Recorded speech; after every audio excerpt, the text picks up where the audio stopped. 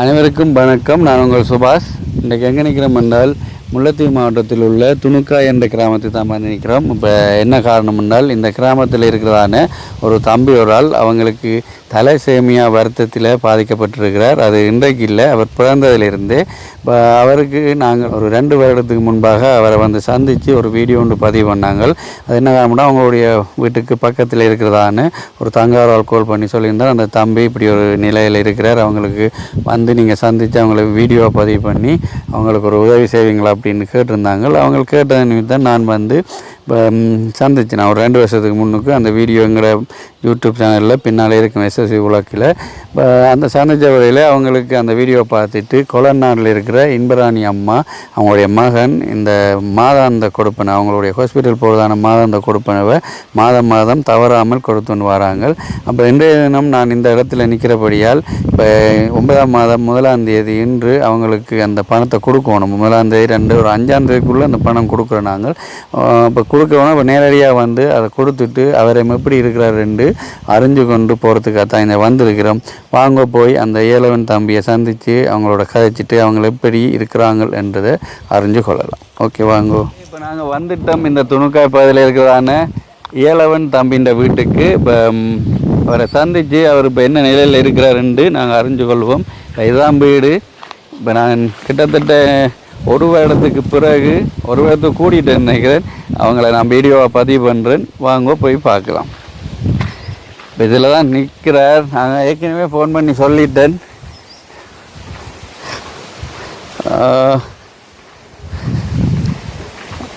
முதல் நாங்கள் வீடியோ பார்க்க அன்றைக்கி இந்த கொட்டில் இல்லை, பத்தி திருப்பி பத்தி போட்டிருக்கீங்க. ஏன்னா காசு அப்போ புழங்குது. காசு புழங்குதோ? வணக்கம். மாட்டுக்கொட்டிலாம் கிடந்ததோ? எப்படிங்க என்னண்டு அதை எடுத்து ரக்கிறீங்க? வெயில் தான் அதுக்கான ரக்கிறீங்க. ஏன்னா போன முறை வீடியோ பதியல இது இல்லை. வணக்கம். இவர் தான் எங்களோட ஏலவன் தம்பி. என்ன மாதிரி சுகமா? சாப்பிட்டாச்சா? என்ன சாப்பிட்டது?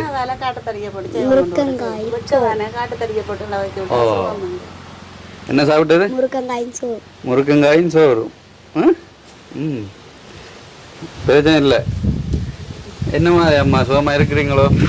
உங்களை ஆரம்பத்தில் எப்போ நம்ம வந்து சந்திச்சேன்? 3 வருஷமா ஆகுதோ? எனக்கே மறந்துடு. நான் 1 வருஷம் இல்லை சொல்லிட்டு வரேன்.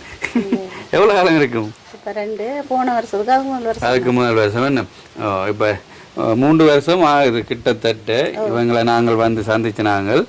அதுவும் பக்கத்தில் இருக்கிறதான ஒரு தங்கவரால் தான் எங்களோட வீடியோவை பார்த்துட்டு ஃபோன் பண்ணி, அண்ணா இப்படி எங்களோட வீட்டு பக்கத்தில் ஒரு தம்பி ஒரு ஆள் இருக்கிறார், அவங்க கஷ்டமான குடும்பம், அவங்களுக்கு வந்து வீடியோ பதிவு பண்ணி ஒரு சப்போர்ட் ஒன்று பண்ணுவீங்களா அப்படி என்னன்னு. சரி, அதால் தான் நான் அது கொஞ்சம் இருந்து கதைப்போம்மா. அப்போ நாங்கள் அப்படி தொடர்ச்சியாக அந்த வீடியோவுக்கு பிறகு இவங்களுக்கு மாதாந்த உதவி கிடச்சி கொண்டிருக்குது இந்த தம்பிக்கு. அப்போ நான் அதால் தான் வந்திருக்கிறேன். நம்ம ஒரு கையிருந்து வடிவாக கதைப்போம். என்ன ஓமா இல்லையா? ஏன்டா கனால ஆக்கள் கேட்டவங்க அந்த தம்பியை காணலேண்டு. சரி இப்போ அம்மா இப்போ என்னத்துக்காண்டி இன்றைக்கு நான் வந்தேன் என்றால் உங்களை நிறைய நாளாக சந்திக்கிறது குறைவு, காசை போடுவேன். இப்போ நிறைய நாளாச்சு உங்களை வீடியோ பதிவு பண்ணி நீங்கள் என்ன நிலையில் இருக்கிறீங்கன்னு தெரியாது. சரிதான். இப்போ நான் மாதாந்தம் உங்கள் அக்கௌண்ட்டு காசை போட்டு தம்பி வந்துட்டா இல்லாட்டி தம்பி அடிப்பார் ஹாஸ்பிட்டல் போகிறோம் மாமா என்று அப்படித்தானே போய்கொண்டிருக்கு. அப்போ சரி, அப்படி இல்லாட்டி நேரடியாக வந்தாலும் உங்களுக்கு ஒரு சின்ன வீடியோ எடுத்து நான் அந்த இன்பராணி அம்மாவுக்கு அனுப்பிடுவேன். அப்போ அந்த மற்றாக்களுக்கு தெரியாதுல்லோ என்ன நிலைன்னு. அந்த பந்தெல்லாம் பார்த்துவர் ஒரு ஆங்கிள் உண்டு. என்ன வந்து என்ன உதவி செய்தவர்? அது இப்போ நான் வந்து அவர் 1 வருஷத்துக்கிட்ட இருக்குன்னு. அப்போ அதெல்லாம் வீடியோவில் பதிவில் இல்லையல்லோ. அப்போ அதுக்காண்டி தான் நானும் நேற்றைய தினம் அந்த குடிபுறலுக்கு வந்தபடியால் அப்படியே இன்றைக்கு 1ஆம் தேதி இந்த மாதம் 9ஆம் மாதம் 1ஆம் தேதி சரி எப்படியும் அவளை சந்திச்சுட்டு போவோம் அப்படின்னு தான் பார்த்தேன். இன்றைக்கு ஹாஸ்பிட்டல் வலிக்கிறது வலிக்கிறேன் இல்லைன்னு. சரி, முந்தான தானே டிக்கெட் வெட்டி மல்லாவியெல்லாம் கொண்டு வந்தேன்.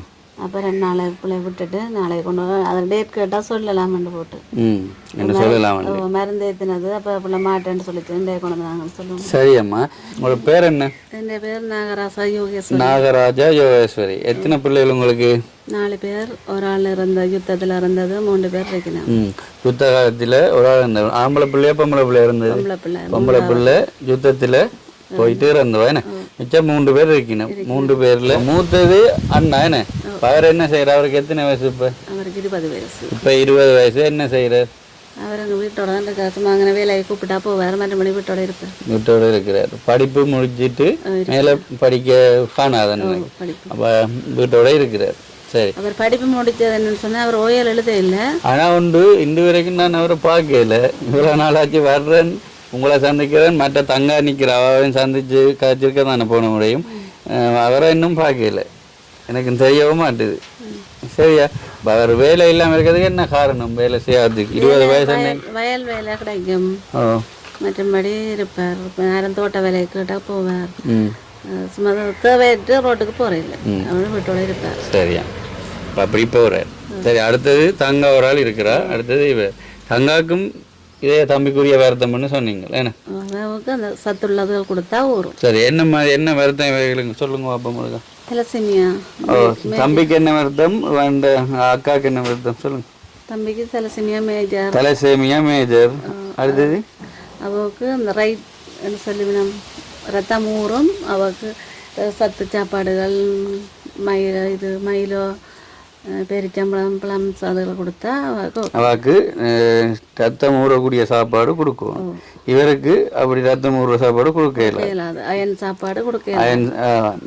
அப்போ எந்த நாளும் இவர் ஹாஸ்பிட்டலுக்கு போய்க்கொண்டு தான் இருக்கணும். அவங்களுக்கு ஒழுங்கான சாப்பாடு கொடுத்தா சத்து கொடுத்தா சரி, போக தேவையில்லை ஹாஸ்பிட்டல். அப்போ அவங்க என்ன நிலை இப்போ ஹாஸ்பிட்டல் போகிறாங்களோ இல்லையோ? போகல. கிளினிக் இருந்தாது, இப்போ நார்மலாக வந்துடும். சத்தான சாப்பாடு கொடுக்குறபடியா சந்தோஷம் பாருங்க. அவங்களுக்கு மட்டும் இவரையும் குணப்படுத்தலாம்னா இவருக்கு சத்தான சாப்பாடு கொடுக்கல. அது இவருக்கு தலசேமியா மேஜர் என்ன 2 மேஜர் பயங்கர ரேங்க் தான் தலசேமியாலேயே. இப்படின்னு இப்போ யாழ்ப்பாணத்துலேயும் ஒரு சிலர் இருக்கணும் தம்பியை போலார்கள். என்றால் இவற்றை நிலையருக்க சொல்லுங்க. அவருக்கு என்ன மாதிரி 45 நாளையில் கொண்டு போனாங்க. உங்கள் மெல்லாக்கி கொண்டு போக மூச்செடுக்க இல்லாமல் இருந்து அவையை விட்டு சன்பட்டி ஓனியை அனுப்பி ஓனியாலேருந்து உடனே பிளட் ஏற்றி ஆளை இந்த நிலைமைக்கு எடுத்து கொண்டு வந்தது. 3 கிழமைக்கு இருக்கா போகிறது. பிறகு 4 கிழமை போட்டு தந்தது. இப்போ போன மாதத்துல இருந்து 3 கிழமை போட்டு தெரியுங்க. 3 கிழமை போட்டுக்கொண்டு என்னோட வயசு வந்துட்டு தான் சொல்லி 4லேருந்து 3 கிழமை ஆக்கிட்டு 1 கிழமையே குறைச்சினா கொஞ்சம் பலந்தபடி. ஏன் அப்படி குறைப்பினுமோ? இல்லை இல்லை இல்லை இன்னும் குறைக்கு. இப்போ 3 கிழமையிலேருந்து 2 கிழமை ஆக்குங்க. 2 கிழமை ஆக்குங்க. அப்போ அங்கே போயிட்டு என்ன செய்கிறது? இருக்கு பிளட் ஏற்றுவேன். ரத்தம் ஏற்றுறது எவ்வளோ? ரத்தம் பிளட் எடுத்து செக் பண்ணுவேன். இவருக்கு வந்து பிளட் வீதம் குறைஞ்சி இப்போ 7, 6 அப்படி இருந்தேன்னு சொன்னால் யூனிட் கணக்கு தானே. இப்போ 480, 500 அப்படி ஏற்றுவேன். மருந்து ஏற்றுறதுக்கு பவுனியாக போய்கிட்டு இருந்தாங்க. நான் அங்கே மேடத்தோட கதைச்சு அவட்ட லெட்டர் வண்டி மருந்து எடுத்துக்கொண்டு இங்கே மெல்லாலே ஏற்றுறோம். இப்போ வவுனியாக போகாமல் மெல்ல, ஏன்னா அங்கே தூரம் தானே போக்குவரத்து பிரச்சனை சொன்னானே. கூலி வேலைக்கு போக வந்தானே பார்த்தாண்டி. சரி அம்மா, உங்களோட கணவர் விட்டுட்டு வேற திருமணம் முடிச்சுட்டாரோ இல்லை என்ன செய்யுங்க? இருக்கிறார். எங்கே இருக்கிறார் அவர்? இப்போ உங்க வந்து ஆலங்குளத்தில் இருக்கிறார். திருமணம் ஒன்றும் முடிக்கல. எவ்வளோ காலம் விட்டுட்டு போய் உங்களை? விட்டுட்டு போய் 8 வருஷம் ஆயிடுச்சு. 8 வருஷம் ஆச்சு. என்னதுக்காண்டி விட்டுட்டு போனேன்? குடும்ப சண்டை. குடும்ப சண்டை. குடும்ப சண்டையால் விட்டுட்டு போய் புறம்பா இருக்கிற. திருமணம் ஒன்றும் முடிக்கல. அவள் வர்றவர் இப்போ வந்து பார்க்குறவரோ? எப்போ கடைசியாக வந்து? நேற்று வந்து வரும். நேற்று கேட்டுக்கு வந்து கூப்பிட்டார். வந்து பார்த்துட்டு போயிடுவாரோ? சிலவர்களுக்கு தருவாரோ? இல்லை இல்லையா? அப்போ என்ன நேற்று வந்து என்ன கழிச்சு? 500 ரூபா 300 ரூபா அப்படி கொடுத்து. என்ன கழிச்சிங்க அப்பாவோட? என்ன சரி என்று கேட்டார். இருக்கிற சாப்பிட்டு கழிச்சிட்டு போயிட்டார். சாப்பிட்டு கழிச்சிட்டு போயிட்டார். சரி.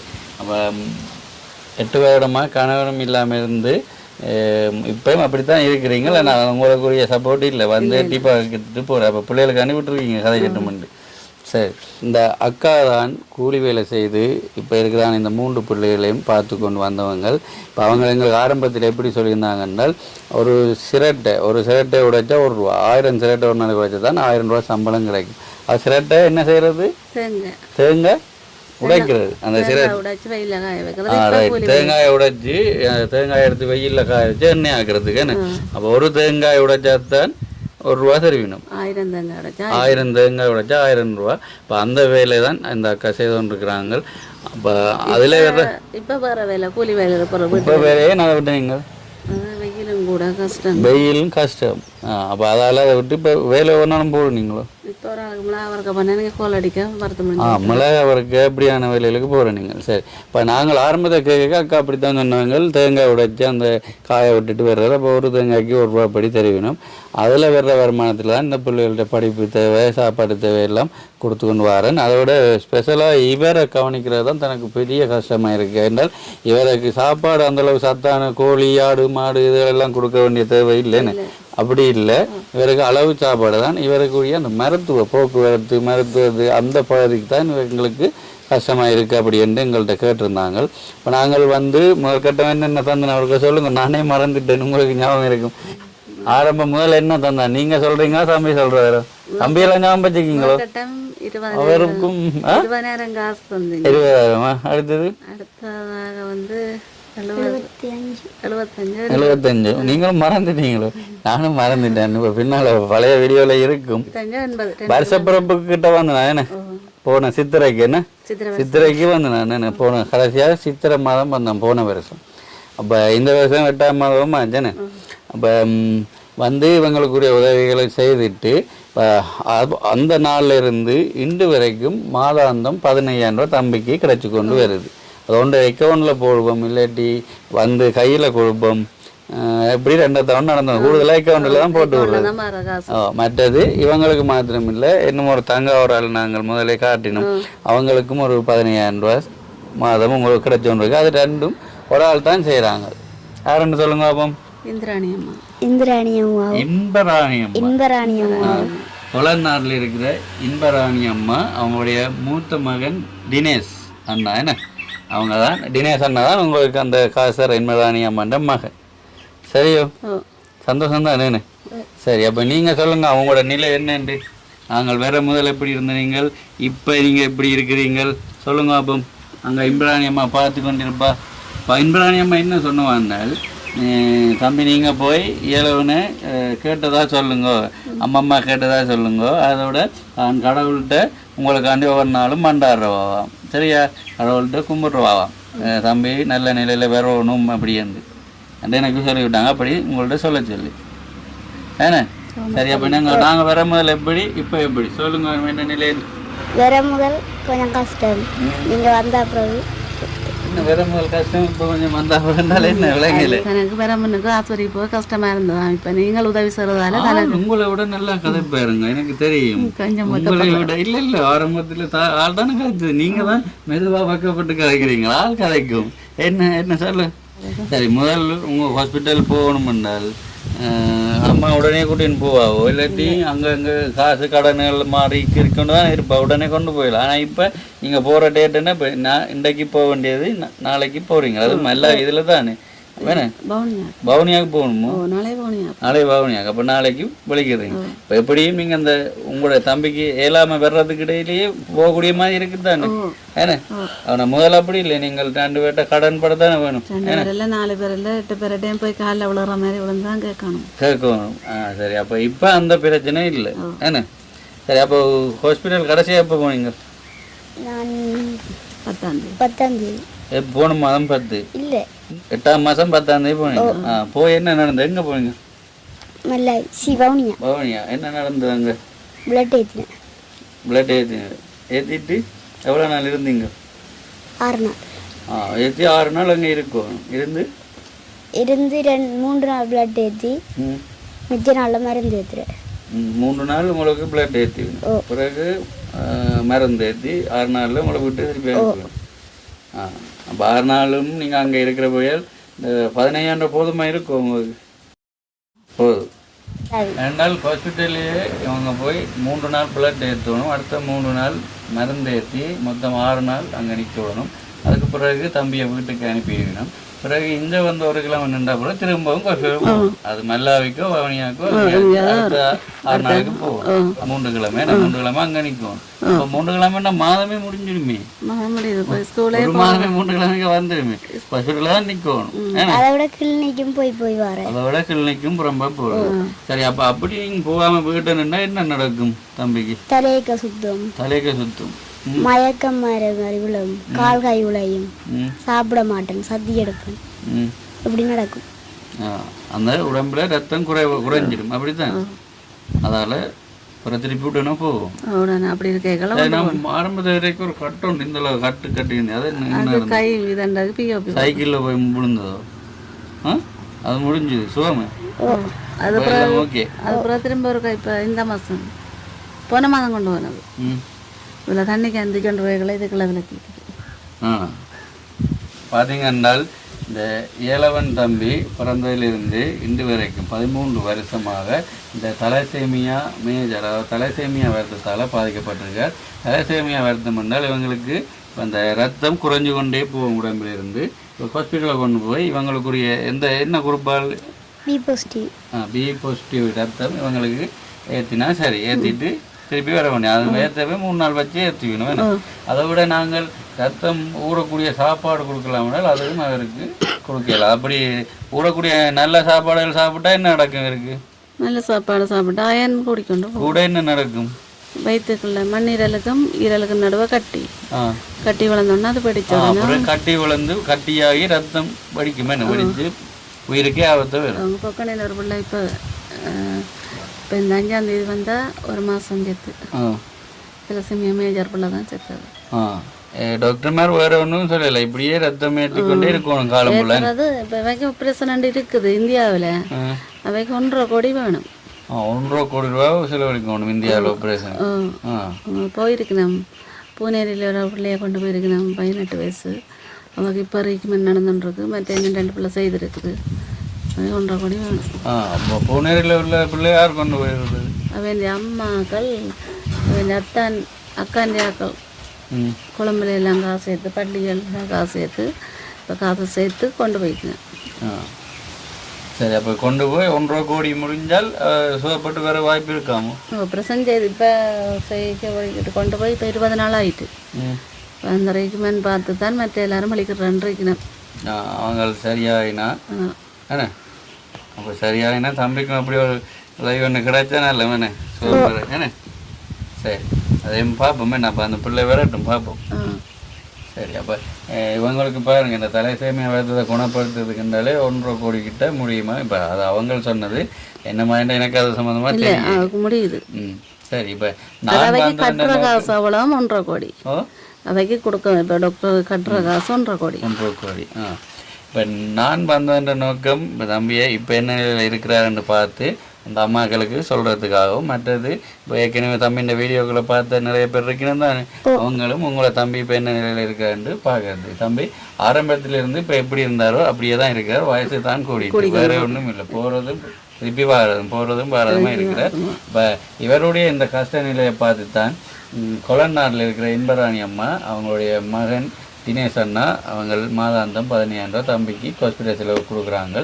என்றால் இப்போ அவங்களும் கூலி வேலை செய்கிறபடியால் அவங்கள்ட்ட உழைப்பு இந்த தம்பிக்குரிய ஹாஸ்பிட்டல் செலவுக்கு போதாது. இப்போ மாதத்தில் 3 கிழமை என்று இல்லை, ஒரு மாதத்தில் 3 தடவையா இல்லை 2 தடவை ஒரு மாதம். முதலாந்தேதி இல்லை, நாளைக்கு நீங்கள் போனீங்க என்றால் திருப்பி இந்த மாதம் 31 முடியுமில்லை, அதுக்குள்ளே எத்தனை தடவை போவீங்கன்னு தான் நான் கேட்டேன். அதுக்குள்ள 2 தடவை 2 தடவை. அப்போ ஒரு மாதத்துல 2 தடவை நீங்க ஹாஸ்பிட்டல் போகணும். அதை விட மல்லாவிக்கு ஒருக்கா போகணும். இப்போ இங்க இருக்கிற மல்லாவி பகுதியில் இருக்கிற ஹாஸ்பிட்டலுக்கு ஒருக்காவும், வவுனியாவுக்கு 2 தடவையும். அதைத்தான் நான் முதல் ஆரம்பத்தில் என்ன கிழமை என்னைக்குல ஒரு குழப்பமா இருந்தது. கிழமை கணக்கு தானே சொல்லி நம்ம கிழமை கணக்கு தான் சொல்றது. நான் அந்த கிழமை கணக்கு தானே கேட்டது சொல்றேன். அப்போ இந்த மாதத்துல 3 தடவை இவங்க போறதால ஹாஸ்பிட்டல் போக்குவரத்து சாப்பாடு அதோட இவர் தனியாக போய் அங்கே நிற்க இயலாது, அம்மாவும் கூட தான் நிற்கணும். இப்போ அம்மா அங்கே போய் ஒரு கிழமை நின்றா வந்தால் 6 நாள் அங்கே நின்றால் இங்கே இருக்கிற பொம்பளை பிள்ளை மற்ற பிள்ளைகளுக்கு சாப்பாடு பிரச்சனை அவங்கள பார்க்கும். இப்போ அதனால தான் இப்போ இன்பராணி அம்மாவும் மகனும் சேர்ந்து இவர்கிட்ட அந்த ஹாஸ்பிட்டல் செலவுக்குரிய பணத்தை கொடுக்குறாங்க. ஏன்னா சந்தோஷம் தானே? சந்தோஷம். அதை விட என்ன இதென்றால் தொடர்ச்சியாக கொடுக்குறாங்க, இடைநிறுத்தாமல் தொடர்ச்சியாக தெரியணும் ஆ தொடர்ச்சியாக தெரியணும் தொடர்ச்சியாக மாதாந்தம் அவங்களுடைய பணம் கிடைச்சு கொண்டு இருக்குது. இப்போ தம்பிக்கு நல்ல சுகம் எப்போ சுகம் கிடைச்சதுன்றால் அவங்களுக்கும் சந்தோஷமா இருக்குது, இன்பராணி அம்மாவுக்கும் சந்தோஷம். ஏன்னா சரிதானே? சரி, ஒவ்வொரு மாதத்துலேயும் 3ஆம் தேதி 4ஆம் தேதிக்குள்ளே காசு கிடைக்குது எங்களுக்கு. 4ஆம் தேதிக்குள்ள காசு கிடைச்சிருதுன்னு சொல்கிறீங்க. 4ஆம் தேதிக்குள்ள. சரி, அப்போ இந்த மாதம் கொஞ்சம் லேட்டாக கிடைக்கட்டும். 1ஆம் தேதி தானே, ஒரு 5-6 நாள் தள்ளி பார்ப்போம். என்ன ஒரு மாதம் கிடைக்குது இல்லை, கிடைக்கிற டேட்டை நான் சொல்கிறேன். ஒரு 3ஆம் தேதிக்குள்ளே கிடைக்குது. இந்த மாதம் தள்ளி விடுவோம் கொஞ்சம். சரியா? ஆனால் உண்மை தானே என்றால் பாருங்கண்டே 1ஆம் தேதி நான் வந்திருக்கிறேன். அதே மாதிரி இப்போ நான் வராட்டியும் இன்றைக்கோ இல்லை நாளைக்கோ என் அக்கௌண்ட்டுக்கு காசு வந்துடும். இப்போ உடனே ஹாஸ்பிட்டல் போகக்கூடிய மாதிரி இருக்கு. ஏன்னா இன்பராணி அம்மா அப்படி தான் சொன்னவா, தம்பியை கவனமாக பார்க்கணும். அடுத்ததம்மா இப்போ இந்த 15,000 ஒன்று இருக்குது, அதோட நீங்கள் கூலி வேலைக்கு போகிறீங்க. இப்போ வேறு ஏதாச்சும் தேவை இருக்கா உங்களுக்கு? என்ன மாதிரி முக்கியமான தேவைகள் இருக்கா? அதில் சொல்லுங்க. வேறு ஏதாச்சும் இப்போ தம்பிக்கு தேவை இருக்கா? அதுதான் கேள்வி. வேறு தேவையில்லை, இல்லை இடையில கிளினிக் போகிறது கொஞ்சம் தட்டுப்படும் அவ்வளோதான். அப்போ அது வேறு தேவையில்லை. சரி, தம்பிக்கு என்ன வேணுமே? வேறு என்ன தம்பிக்கு தேவை இருக்கு? என்ன? நான் அம்மாட்ட சைக்கிள் கட்டணும் இருக்கேன். நான் அம்மாட்ட சைக்கிள் கட்டணும் இருக்கிறேன். அம்மாவுக்கு நான் பொருள் லோன் போட்டு எடுத்தாருண்டு. பொருள் லோன் போட்டு எடுத்து தரேன்ண்டு எடுத்தாருன்னு சொல்லுவான். எடுத்தாருன்னு ஏற்கனவே நீ சைக்கிள் ஓடித்தானே கை முறிச்சு நீ. என்ன நான் சொன்னான், சைக்கிள் உனக்கு எங்களை ஒன்று நீக்கித்தானே ஓட, அதை திருத்தி போட்டு தாரன். கோழி கூட இருக்குது, நாங்கள் கோழி வண்டி வளர்த்து அதுலேருந்து வருமானம் எடுத்து கொள்ளலாம் தானேண்டு அதை சொல்ல. இல்லையா சைக்கிள் தான் பண்ண லோன் எடுத்து வாங்கி கொடுன்னு சொன்னீங்களோ? இப்போ சைக்கிள் ஓடி ரோட்டில் ஓடி ஒரு காயம் போட்டால் அதே பெரிய பிரச்சனை ஆயிடுமே. என்னன்னா இந்த பெரிய கோழி கூட இருக்கு, கொஞ்சம் வளர விட்டு ஓடலாம் சைக்கிள். இப்போ அவசரம் இல்லை, கொஞ்சம் வளர விட்டேன்னா ஸ்ட்ராங்காக பிடிச்சி உலக்கிய தெரியலாம். இப்போ சைக்கிள் கிட்ட சொன்ன சடாம்புறம் ஓடி என்ன நடக்கும்? தச்சலாக விழுந்தா அவள் அம்மா அந்த மாசக்கணக்கு உழைக்கிற காசு திருப்பி போயிடும். சரி, என்னாலும் பார்ப்போம். சின்ன சைக்கிள் என்றால் அதுக்கு பார்ப்போம். என்ன சரியா? பார்த்தீங்கன்றால் இவங்களுக்கு மாதாந்தம் 15,000 கிடைச்சோன்னு இருக்குது. இப்போ நான் நினைக்கிறேன் அவங்களுக்கு அந்த 15,000 ஹாஸ்பிட்டலுக்கு போய் வரவே அது செலவாயிடும், ஏன்னா முடிஞ்சிடும். அதுக்கு பிறகு அந்த 15,000 வேறு ஒரு தேவைக்கு பயன்படுத்த இயலாது, அதோட பயன்படுத்தவும் கூடாது. நான் தான் சொன்னேன், தம்பி இந்த ட்ரீட்மெண்ட்டை தவிர வேறு ஒன்றுக்கு நீங்கள் பயன்படுத்தக்கூடாது. அது பயன்படுத்துறது தானே அவற்றை மாதம் அந்த 15 நீங்கள் போகிற 3 தரத்துக்கே செலவாகும்.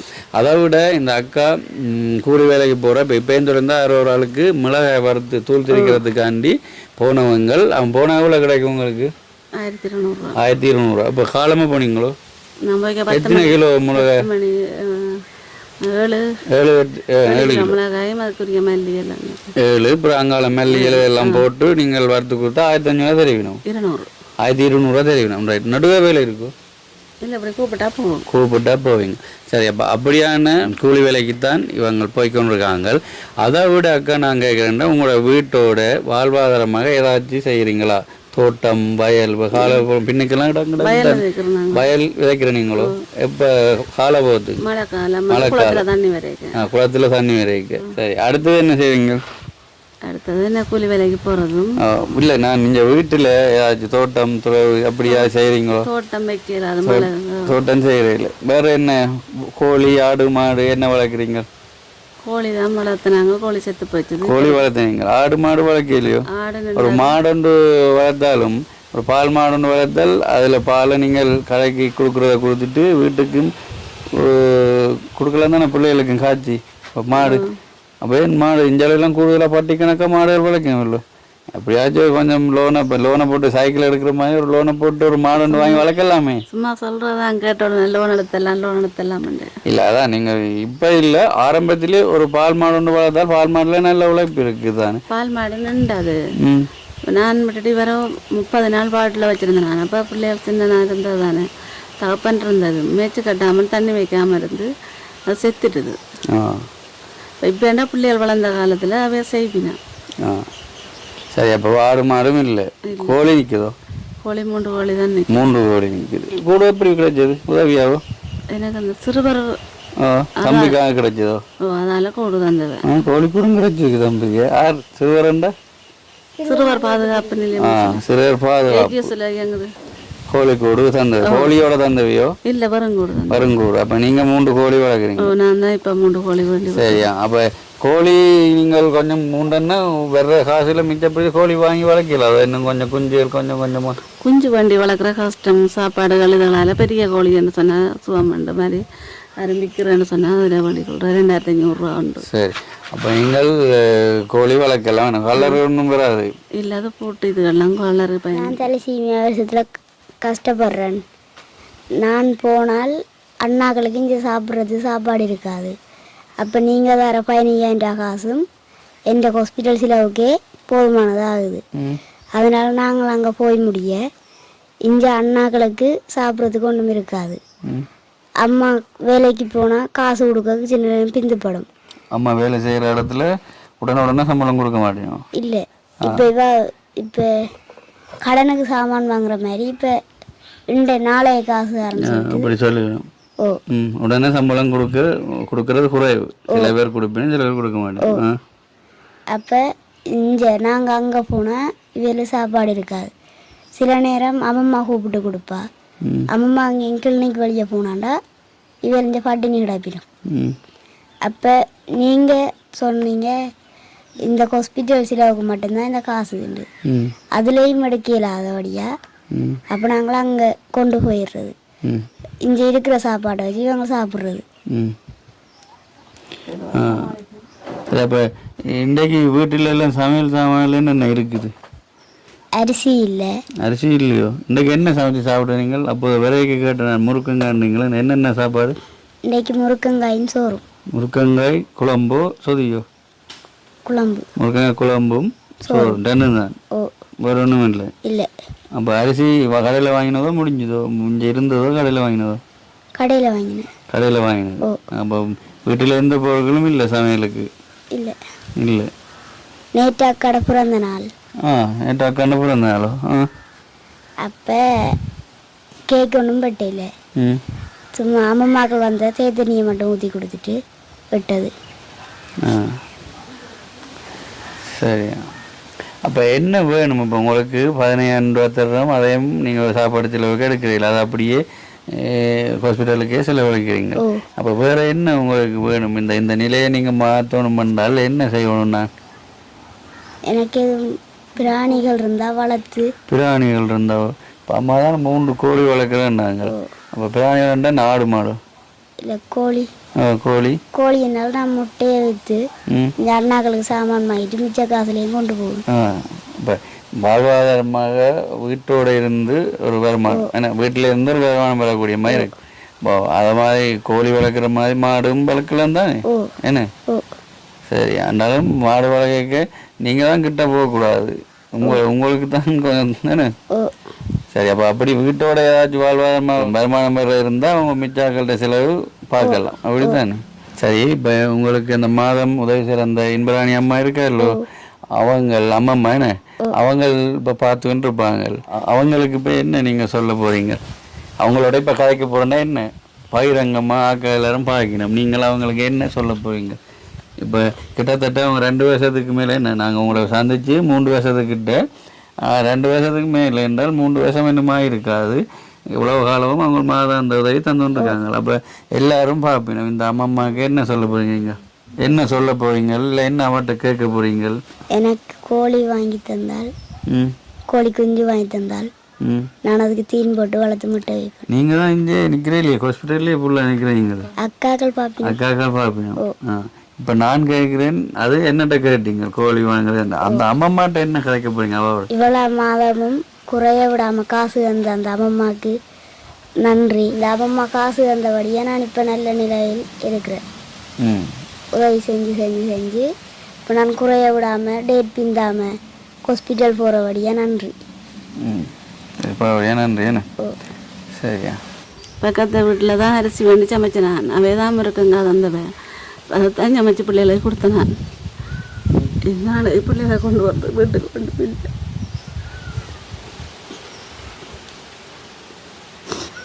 வீட்டில் ஒன்றுமே இல்லை. இப்போ தம்பியும் தான் சொன்னார் வீட்டில் ஒன்றும் இல்லையண்டு. முருக்கங்காயும் சோறும் கொடுத்துங்க. இப்போ நாளைக்கு இவரை கொசுரை கொண்டு போனால் 6 நாள் நீங்கள் வர மாட்டீங்க இங்கே. அப்போ மற்ற பிள்ளைகளுக்கு சாப்பாட்டுகளுக்கு தேவையான இப்போ ஒன்றுமே இல்லை. அப்போ அதற்காண்டி தான் நீங்கள் இந்த வாழ்வாதாரமாக வீட்டோடு இருந்து ஒரு வருமானம் வளர்க்குறதுக்காண்டி கோழி வளர்க்குறீங்க. அப்போ எத்தனை கோழி நீங்கள் வாங்கி தந்த வளர்ப்பீங்க? உங்களோட அந்த கூடு காணும் 10 கோழி வாங்கி தந்தால் காணும். 10 கோழி வாங்கி தந்தால் காணுமோ? ரெண்டால் அதில் இப்போ நீங்கள் இல்லாட்டியும் அதில் 2 முட்டையை கொண்டு கடையில் கொடுத்தாச்சு ஏதாச்சும் வாங்கலாம் பண்ணுறீங்க. அப்படியோ? அப்படித்தானோ இல்லை என்ன? அப்படித்தான். இப்போ இவர்கள் நிலை இதுதான். இப்போ அவங்க மூலமாக நீங்கள் பார்த்துருப்பீங்கள் அவங்க சொன்னதை. இவங்களுக்கு நாங்கள் கொடுக்குறான அந்த 15,000 பணம் இவங்க மருத்துவ செலவுக்கே முடியுது. இப்போ இந்த தம்பி சொன்ன மாதிரி இப்போ அவங்க போய் ஹாஸ்பிட்டலில் 6 நாள் நின்றால் அந்த 6 நாளும் அவங்களுடைய அக்காவும் அண்ணாவும் இருக்கணும். இப்போ அவங்களுக்குரிய சாப்பாட்டு செலவு ஒன்றுமே இருக்கு. அப்போ இன்றைக்கே பாருங்கள் முருக்கங்காயும் சோறும் தான். அரிசி கூட கடையில் வாங்கிக்கலாம். நாளைக்கு அதுவும் இல்லை, அரிசி கூட இங்கே இல்லை. அப்போ சமையல் சாமான் ஒன்றுமே இல்லாமல் நிலையில் இருக்கணும். நாளையான் நிலை பிள்ளைகளுக்குரிய சாப்பாட்டுக்கே பிரச்சனையில் தான் இருக்குது.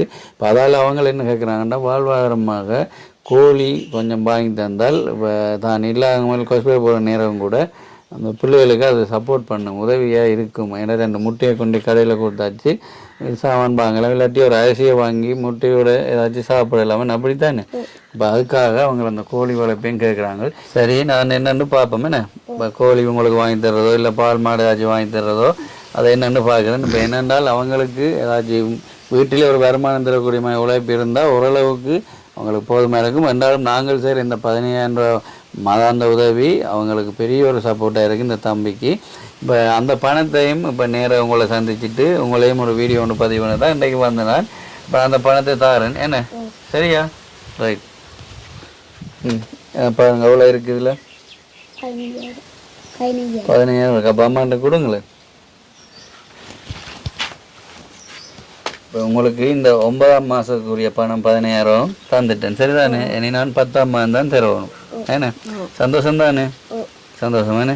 இப்போ இந்த உதவியை நாங்கள் ஏற்கனவே சொன்னது போல் கொலன்னாரில் இருக்கிற இன்பராணி அம்மா அவங்களுடைய மகன் தினேஷ் அண்ணா இவங்களோட ஆரம்ப வீடியோவை பார்த்துட்டு அதிலிருந்து இன்று வரைக்கும் கொடுத்து கொண்டு வரையினோம். அதே வகையில் இந்த 9ஆம் மாத பணமும் இப்போ நாங்கள் அவங்களுக்கு கொடுத்துட்டோம். அவங்களுக்கு எங்களுடைய நன்றிகள் வேண்டாம். எங்களுடைய வீடியோவை பார்த்துட்டு அப்போ ஒரு கஷ்டமான நிலையில் இந்த தம்பி இருக்கார். அப்போ மாதம் அவருக்கு கொடுத்தால் அது அவங்களுக்கு பிரயோஜனமாக இருக்கும் என்று அவங்க தெரிஞ்சு கொண்டு இந்த உதவியை செய்யணும். உண்மையாகவே நன்றி. ஏன்னா இப்போ அந்த அம்மாவுக்கு என்ன சொல்ல போகிறீங்க நீங்கள்? நன்றி. இந்த கஷ்டத்துக்குள்ள இந்த காசை உதவி செய்த இந்திராணி அம்மாவுக்கோ இந்திராணி அம்மான்ற பிள்ளைகளுக்கோ பேர பிள்ளைகளுக்கோ நான் நன்றியை சொல்லுறேன். எங்கள் அம்மா இருந்த கஷ்டத்துக்கும் இப்போ முதல்லாம் சொன்ன டேட்டுக்கெல்லாம் கொண்டு போயிடாது.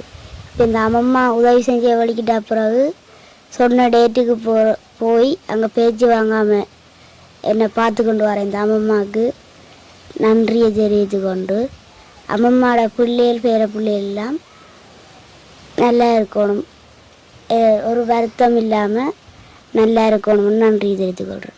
சந்தோஷம் தானே? போயிட்டு வரட்டாப்பு. ரைட்.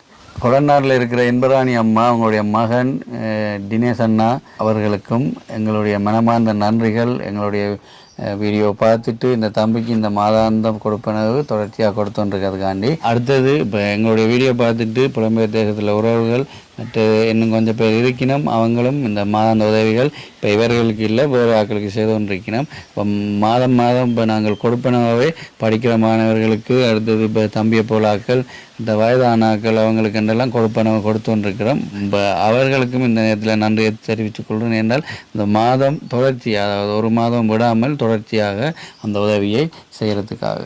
சரிதானே? நன்றி. என்ன இந்த நன்றி கட்டாயம் சொல்லணும். உங்களுக்கு ஆரம்பத்திலிருந்து இன்று வரைக்கும் ஒரு குறை இல்லாமல் அந்த டேட்டுக்கு அனுப்பி கொண்டிருக்கிறபடியால் அது ஒரு பெரிய ஒரு உதவி. அதுக்கு நன்றி கட்டாயம் சொல்லுவோம். இப்போ இந்த பணம் தாந்துட்டேனா அம்மா? சரிதானே? ஓகே. இப்போ அவங்க கேட்ட மாதிரி வாழ்வாதாரமாக ஏதாச்சும் ஒரு உதவி அவங்களுக்கு செய்ய விரும்பினா செய்யலாம். இப்போ கோழியோ இல்லாட்டி மாடோ வாங்கி கொடுத்தால் அவங்களுக்குரிய அடுத்த செலவுகள் அவங்க மற்ற பிள்ளைகளுடைய சாப்பாட்டு தேவை செலவுகளை அவங்க பார்த்து கொள்ளலாம். அந்த உதவியையும் நீங்கள் தாராளமாக செய்யலாம். அதை நான் கொண்டு கொடுக்கக்கூடியமாக இருக்கு. சரிதானே? சந்தோஷம். என்ன ரைட். ஓகே. நன்றி. இன்னும் ஒரு வீடியோவில் சந்திக்கிறோம். பாய் பாய் பாய் பாய்.